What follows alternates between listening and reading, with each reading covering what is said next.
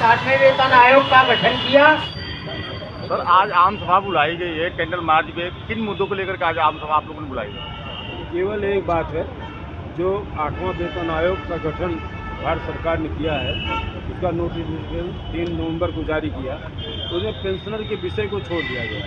जबकि जितने भी वेतन आयोग बैठते रहे हैं, सब में पेंशन का पुनरीक्षण मैटर रहता रहा है। यहाँ तक कि 7वें वेतन आयोग में पेंशनरों को वेतन का पहले पुनरीक्षित काल्पनिक रूप किया जाए, एक 16 को, फिर उसका आधा करके 50% करके पेंशन दिया जाए। यहाँ मैंने पहले उन्होंने वेतन को संशोधित किया, फिर हमको हमारी पेंशन संशोधित किया। केवल पुनरीक्षण नहीं किया, इन्होंने पूरा पुनरीक्षण भी छोड़ दिया और वेतन के आधार पर उनको पुनरीक्षण की बात ही रह गई, खत्म हो गई। तो अब दिक्कत क्या है, 8वें वेतन आयोग के सामने हमारे पेंशनर संगठन अपनी बात कैसे कहेंगे? 1986 से लगातार जितने वेतन आयोग 4था, 5वां, 6वां, 7वां बना है, सब में पेंशनर का इशू रहा है, वो क्लास इसमें छोड़ दिया गया है।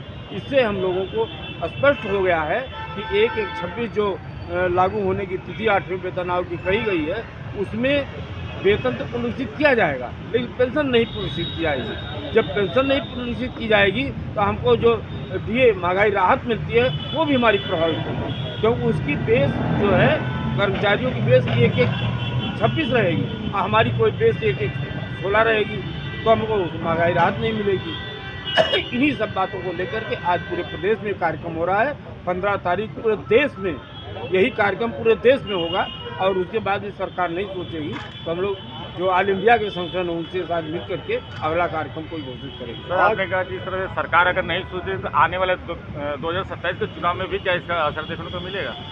हम लोग गैर राजनीतिक संगठन है, ये पेंशनरों का, कर्मचारियों का, कोई हमको मंत्री, मुख्यमंत्री, विधायक नहीं बनना है। हम अपनी बात, चाहे ये जीत क्या हुए, चाहे दूसरा कोई आवे, लड़ना हमको है।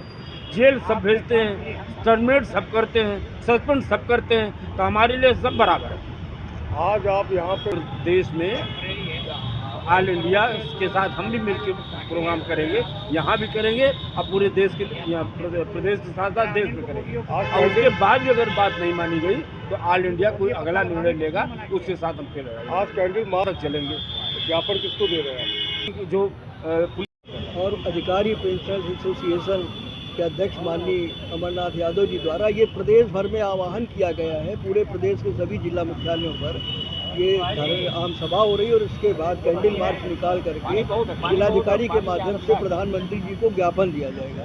इसमें मुख्य रूप से जो 8वां वेतन आयोग है, इस 8वें वेतन आयोग में पेंशन पुनरीक्षण, पेंशन पर विचार की बात ही छोड़ दी गई है। इसके पहले सभी जितने भी आयोग हुए हैं, सभी में पेंशन का भी साथ साथ पुनरीक्षण डिवीजन किया गया।